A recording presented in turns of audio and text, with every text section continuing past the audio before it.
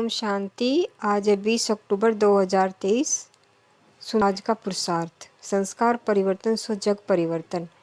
आज बाबा ने कहा, अपने संस्कारों को परिवर्तन करो तो तुम्हारा संसार बदल जाएगा।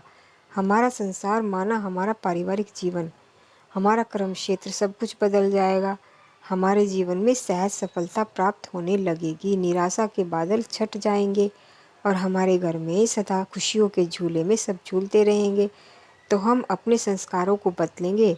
अच्छी तरह पहचान लें कि मेरा कौन सा संस्कार मुझे कष्ट देता है या दूसरों को कष्ट पहुंचाता है। ऐसा तो नहीं है कि हम अपने किसी संस्कार को बिल्कुल राइट समझ रहे हैं और उससे सबको परेशानियां हो रही हैं, क्योंकि जिस मनुष्य में अहम बहुत होता है वह सदा अपने को राइट ही समझता है। परंतु यदि हमारे द्वारा दूसरों को कष्ट पहुंच रहा है, यदि हमारी वाणी दूसरों का सुख छीन रही है, यदि हमारा क्रोध घर में अशांति पैदा कर रहा है, यदि सब लोग हमसे दूर भागना चाहते हैं, तो हमें समझ लेना चाहिए कि हमारे संस्कारों में कहीं ना कहीं गड़बड़ है।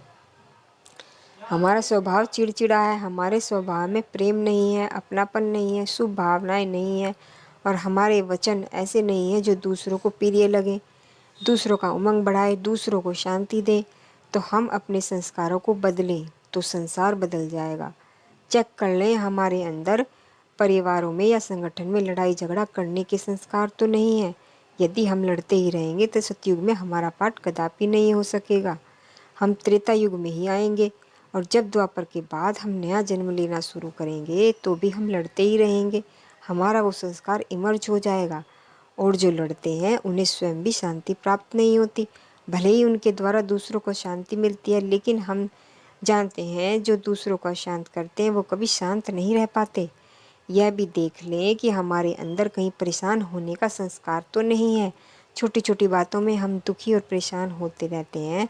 तो अगर हम अपनी श्रेष्ठ शान में रहेंगे, अगर हम स्वमान में रहेंगे तो हम परेशान नहीं होंगे। बाबा का ये बहुत सुंदर महावाक्य याद रखेंगे, जो बच्चे स्वमान में रहते हैं उनका जिम्मेदार बाप है और जो अहम में रहते हैं उनके जिम्मेदार वो स्वयं आप हैं।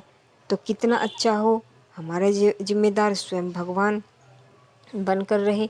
वाह, हम कितने निश्चिंत हो जाएंगे। तो क्यों न हम सम्मान में रहें और टकराव से पूरी तरह मुक्त रहें। टकराव वाली आत्मा सेवाओं में विघ्न डालती हैं, वो वातावरण को विषैला कर देती हैं और सेवाओं की सफलता धूमिल कर देती हैं।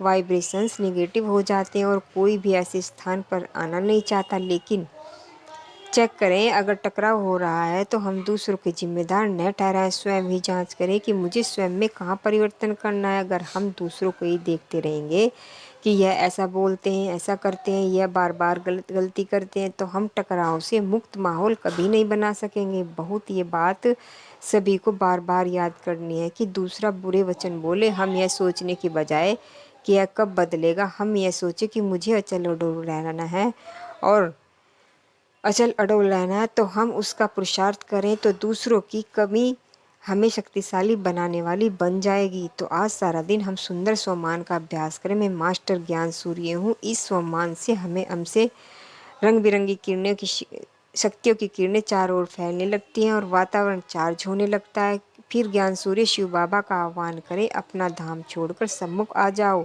और देखे ज्ञान सूर्य महाज्योति निराकार नीचे उतर रहे हैं और आ गए हमारे सामने। ज्ञान सूर्य आंखों के सामने हैं, उनकी रंग बिरंगी किरणें सामने मुझ पर पड़ रही हैं। ऐसा ऐसा अभ्यास हर घंटे में 1 मिनट 2 बार अवश्य करें। ओम शांति।